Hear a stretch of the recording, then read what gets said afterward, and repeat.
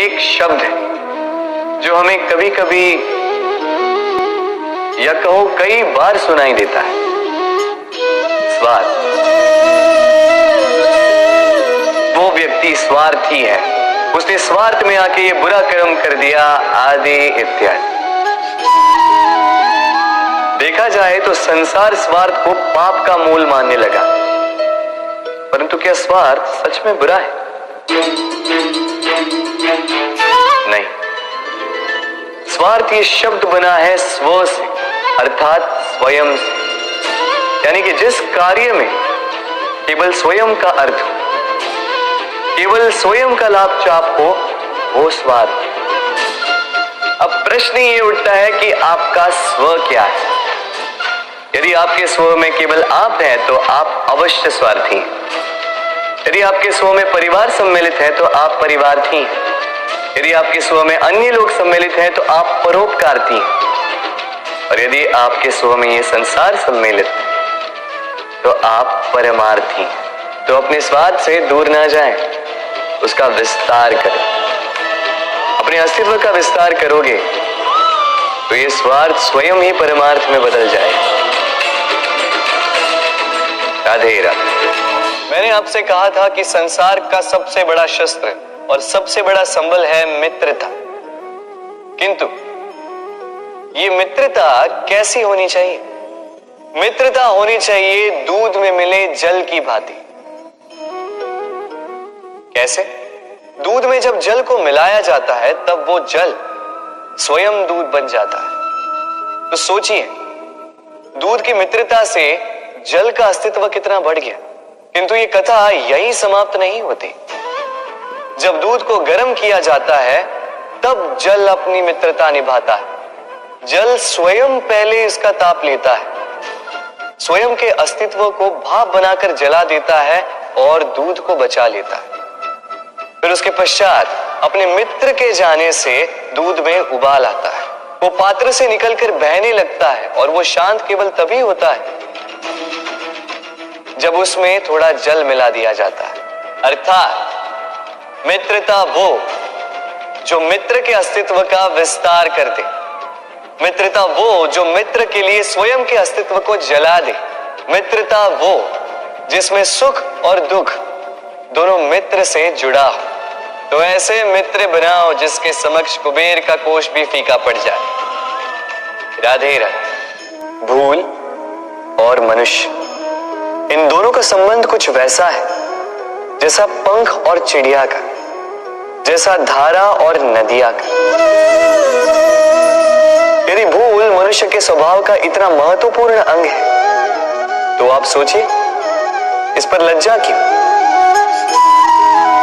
इस पर लज्जा करना ठीक है ही नहीं। वैसे देखा जाए तो भूल हमें स्वयं को और श्रेष्ठ बनाने का अवसर देती है, पहले से अच्छा प्रदर्शन करने की प्रेरणा देती है।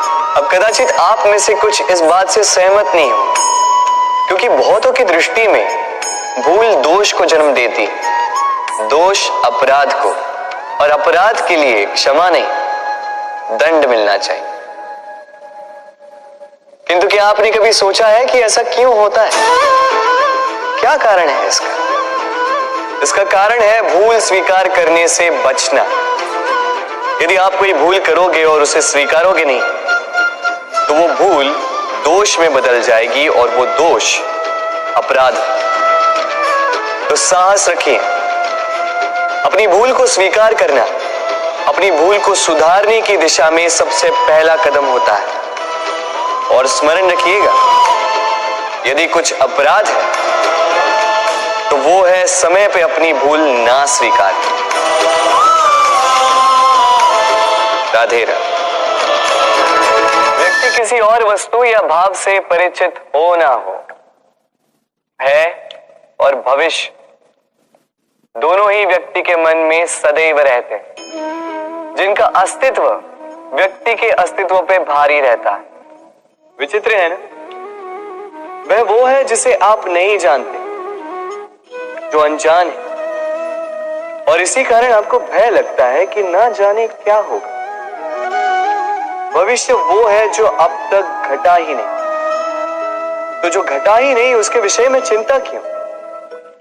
आपके हाथ में है वर्तमान।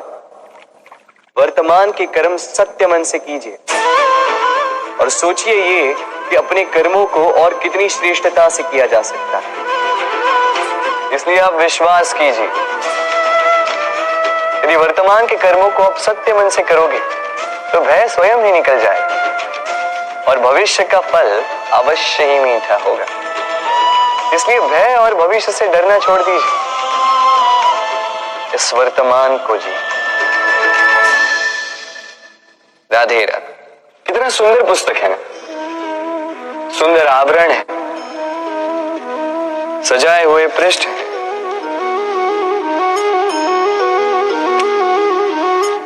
किंतु क्या ये सत्य में अद्भुत पुस्तक कहलाने की पात्र है? क्या इसमें जो लिखा है वो सत्य है, प्रेरणादायी है, हमारे लिए मूल्यवान है? कैसे निश्चय लिया जाए इस बात का?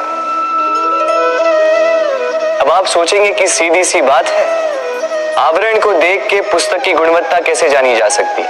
इसके लिए तो आपको उसे पढ़ना होगा, उसे समझना होगा, समय देना होगा, है ना? बिल्कुल उचित सोच रहे हैं आप। बस आश्चर्य की बात यह है कि पुस्तक के विषय में आप ये सारी बातें जानते हैं, किंतु किसी व्यक्ति के विषय में आप ये सारी बातें मन में नहीं लाते। व्यक्ति का मूल्यांकन भी उसके वस्त्रों से, उसके शारीरिक रूप से या उसकी सुंदरता से नहीं किया जा सकता। उसके लिए आपको उस व्यक्ति को पढ़ना होगा, उसे समझना होगा, उसे समय देना होगा। पर हम क्या करते हैं? पहनावे, रंग, सुंदरता को देखकर आकर्षित हो जाते हैं, उसे प्रेम समझ बैठते हैं और आए दिन कोई ना कोई ये कहते सुनाई देता है कि उसकी प्रेम कहानी सफल नहीं हो पाई, उसे छल मिला। किंतु इसमें दोष किसी और का नहीं, स्वयं आपका।